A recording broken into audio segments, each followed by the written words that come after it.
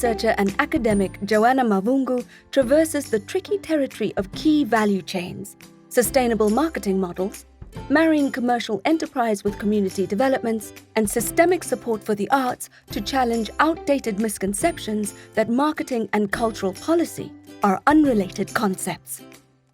Hello creatives! Why is cultural policy important for arts marketing? Many people don't associate marketing and cultural policy because marketing is commonly an afterthought in planning for artistic projects. Well, government spending, including our ability to spend on marketing projects, is decided by policy.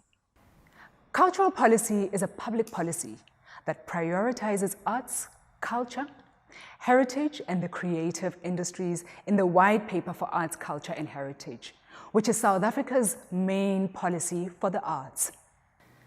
Policy formulation is a consultative process where government and the sector decide on priorities and ultimately what to fund.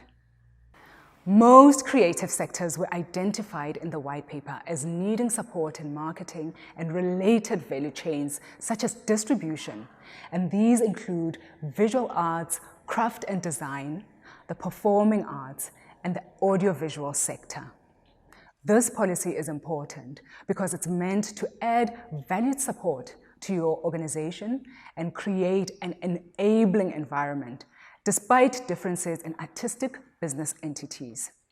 What makes businesses in the arts unique?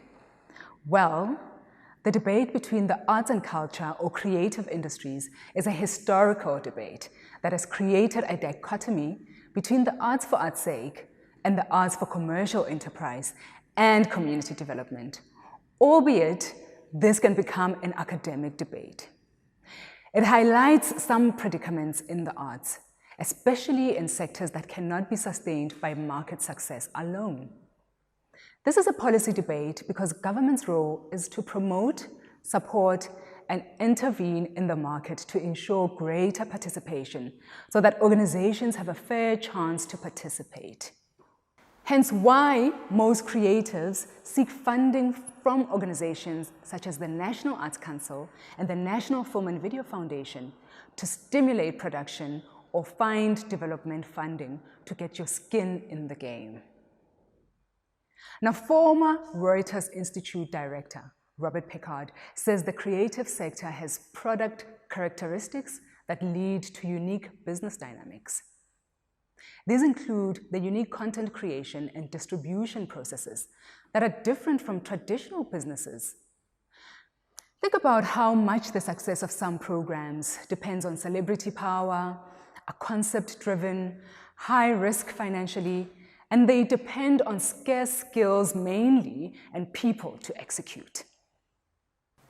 This means each and every business has inherent differences and is unique in its own right. And you have to spend resources to get audiences, communities, or the public in general to understand your concept and vision, and this requires resources, both financial and people, to make things happen.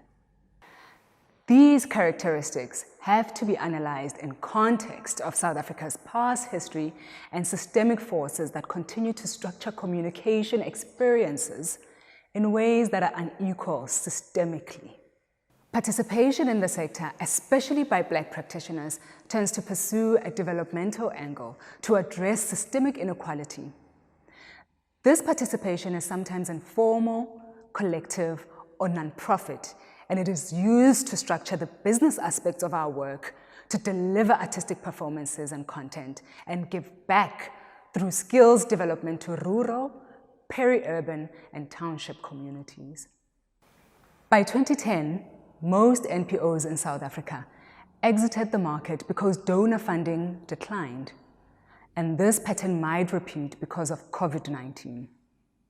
The model of the non-profit has dominated the sector for the most part of the 21st century, and although useful for donor funding, has left most organizations struggling and shutting down. The reality now is that the prevailing model of funding for most disciplines in the sector has become mainly government. Going forward, this may affect how initiatives are structured to compete nationally and internationally with criteria for participation that is determined by government, and this may have implications for artistic independence in the future. Although it's still a fact that most arts initiatives don't make logical financial sense, think about it. Do you spend more than you make on your productions? And do you perform the same performances with a full cast no matter the audience turnout? This means that arts organizations defy economic logic because they depend on passion and creativity, and people are generally willing to be exploited and self-exploit themselves to get a break or get their productions to work. Proper arts marketing can help us understand our audiences and fill our venues. Arts marketing is close to the idea of audience development. Though the term is not perfect, its basic aim is to broaden public accessibility to the arts. The process of arts marketing is meant to be an integrated management process, which cultivates mutually satisfying exchange relationships with audiences as a route to achieving both overall organizational and artistic objectives. For arts marketing to be effective, it needs to be integrated in our organizational planning, not as an afterthought, but as part of the strategic planning process. For proper planning to occur, arts initiatives need access to market research that is affordable or attempt to complete such studies at a low cost. Market intelligence is a challenge in South Africa because of the absence of a consolidated baseline market research company dedicated to the arts to conduct research with the same regularity as the South African Audience Research Foundation, which delivers the All Media Product Survey. The BASA Arts Track and the South African Cultural Observatory's economic measurement tools are latest data sources that are adding value to the scarcity of information about the sector. Market research is important because it provides the sector with diverse data sets, views, opinions, and information that are directly relevant to our context. And you can choose to use it in your organization to develop relevant content, test product, or sell the information to advertisers for a fee, but do take into account the legal implications. Market research is business intelligence, and educational specialist Ken Robinson says that intelligence is diverse because we think about the world the way we experience it. It provides us access into people and their behavior, helping us to understand the dynamic nature and patterns of this behavior, which can lead to useful insights that are useful for innovation in our work. So some key principles of arts marketing are that it's not transactional, but it's built on relationships.